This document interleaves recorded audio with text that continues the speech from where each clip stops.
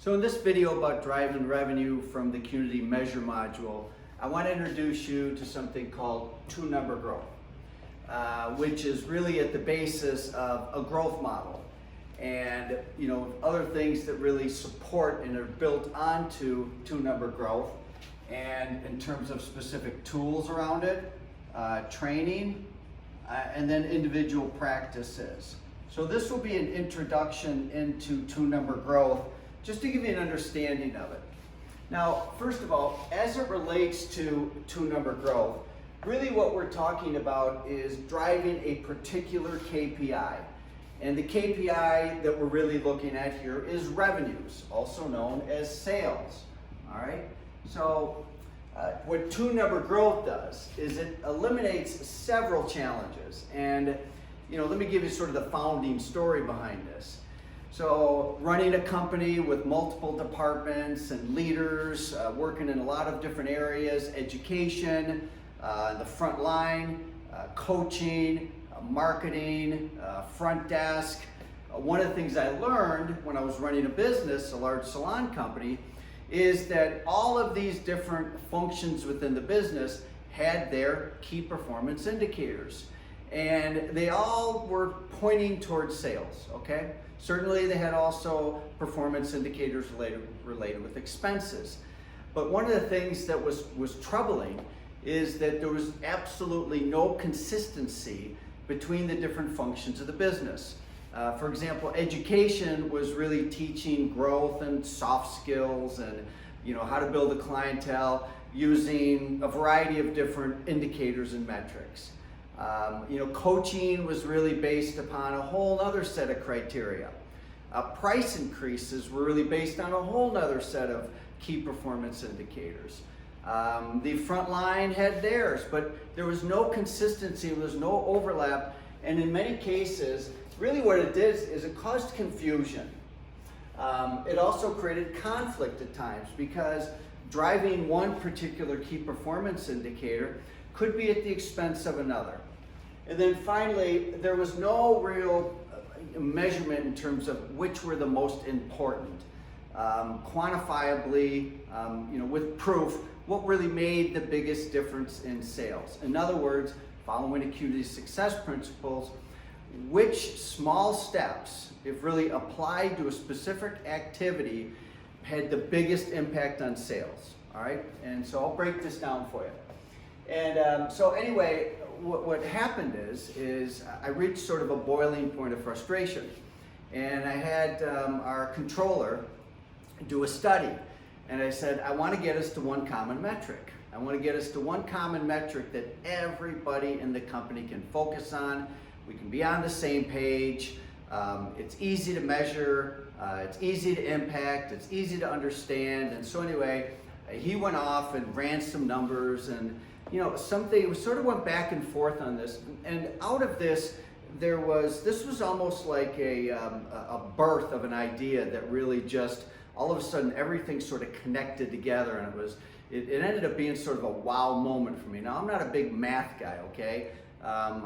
Numbers to me, it's a language. It's part of our vocabulary. It's part of what we understand. But I don't like geek out on this stuff. But I started to geek out on this because I thought, wow, there's an amazing synergy to this, and we couldn't get it down to one, but we got it down to two, and we found that these two actually were the ones that small changes in these two metrics made the biggest impact on sales. And from a spoiler alert, okay, really what it boiled down to was client count and average ticket, okay? Client count and average ticket. Now, meanwhile, prior to that, we were living in this world of like confusion, all right? And hopefully, can you see this okay? All right, we had confusion, and everything was all over the place, and this just created this amazing synergy, all right? Now, client count and average ticket, let me define what they are. And again, this is a very brief overview of two-number growth from our measure module, but I want to get to the key points. Client count also can be known as transactions, and it's also visits. Now, just to be clear, if the same client comes in, during a visit and has multiple services, it only counts as one. If a client comes in twice a week, different times, that counts as two. So it's also known as transaction. And then average ticket is the average spend that a client has during a visit. And just to be clear, this includes service and retail. So this is a combined number. So for example, stylist has 22 clients that come in a week, and the average ticket is $60. $10 of the average ticket is retail, and $50 of the average ticket is service, okay? Now, let me give you a little story that made an impact on me. I was actually hired to advise a big brand that had a lot of locations, and one of the things that they had was, of course, managers, people running stores, and they had this sheet that came out every week, and it had 27 different KPI, 27 metrics, all right?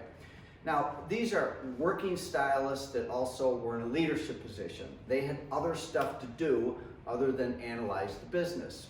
And also, they weren't necessarily trained in numbers. They weren't necessarily skilled analysts. I mean, they were very, very talented professionals, but it really became like a big distraction for them. And so every week they'd have this call, and there was 27 different KPI that they were accountable for.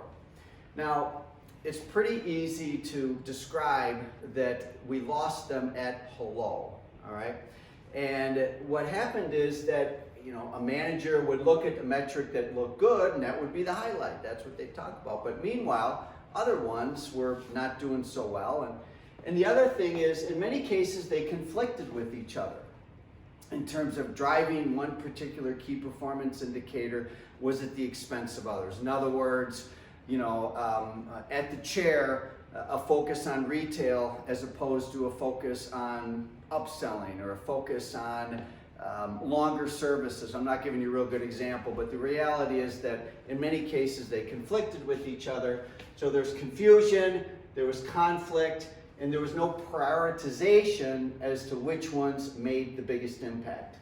So I was able to work with them and get them down to not eliminate all of these, but really set them aside for the analysts, because I'm a big fan of analysis and getting to the bottom of the thing. So it's not necessarily that they did away with these, but they really kept them off the front line and did it more in the back office and did a little analysis and really got down to the two primary metrics.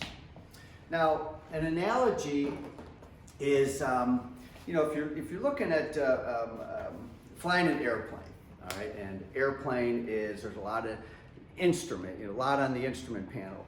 And I was talking to a friend of mine who's a pilot, and I said, well, is there any prioritization? Which are the most important things? There's all these numbers on the dashboard. And he said, yeah, it would be altitude and speed. So he created a little prioritization around those. And let me give you an analogy around that. So question for you viewers here. When you're driving a car, we have this dashboard in front of us. And there's all sorts of gauges and indicators, on the dashboard. RPM, temperature, speed, gas, all these different things on the dashboard. But are we paying equal attention to everything on the dashboard? No, we aren't.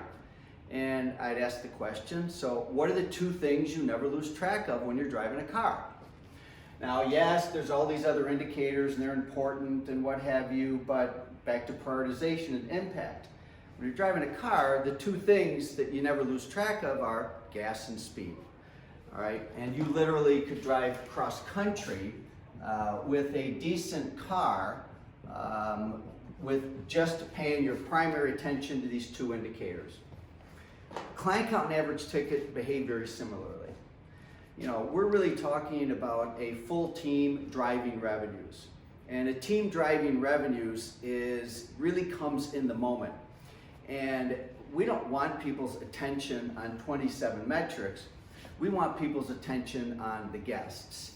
And this really kind of trains people to have a very finite number of key performance indicators that they're really tracking, staying on top of, knowing they're the two most important one. I'll get to why they're two most important in a moment here. And so it creates great focus. And I gotta tell you, I cannot tell you how many people have come up to me and thanked me for simplifying it. It's like, really? You mean I only need to focus on two primary numbers? And I'm like, yeah. And now there's a little more depth to it, and we'll be getting to that. So stay with me here now. Now, here's the unique thing about client count and average ticket that was an aha moment. We can look at all of these different things that come out of your reports. We can look at productivity. We can look at utilization. We can look at frequency of client visit. We can look at retail per client.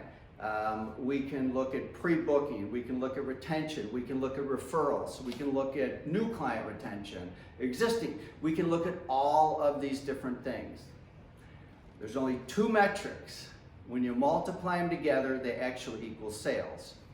And now this is where the math kind of supports why these are the two most important numbers to actually move. So client count, very simple math equation, but this is key. Client count times average ticket equals sales. And remember, we're driving sales. We frequently talk about the Qnity success principles and the importance of simplicity. Simplicity comes from elimination. What we've done is we've eliminated, but what we've allowed to remain is what's most important. So client count times average ticket equals sales. So the only two numbers that if you multiply them together, they actually equal sales. And they actually have an equal impact. So you can have a 5% increase in sales. If you have 5% increase in client count and 0 increase in average ticket, it still will be 5% increase in sales. You could have 0 increase in client count, 5% increase in average ticket, and have 5% increase in sales. Or 2.5, 2.5. Now, as it relates to math, pre-booking. So pre-booking has an indirect impact on sales. You could have someone with a very high pre-booking rate, but have other metrics that are horrible, and actually have this person drive pre-booking till they're blue in the face, and have no increase.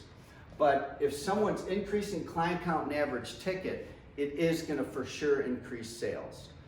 Everything else, and I'll get into this when I get to the dashboard in a little bit and get to some of the drivers. So retention doesn't go away, retail doesn't go away. They don't go away, they just become prioritized a little bit better.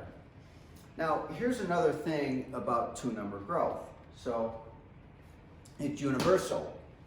And what I mean by that is that it really applies not only to the salon business, but it really applies to any business. Whether you're looking at an airline, I mean, it's basically going to be passengers times the average price per passenger. Hotel, the same thing. Guests times average spend per guest. Accounting firm, or a firm that has billable hours, architect, lawyer, whatever.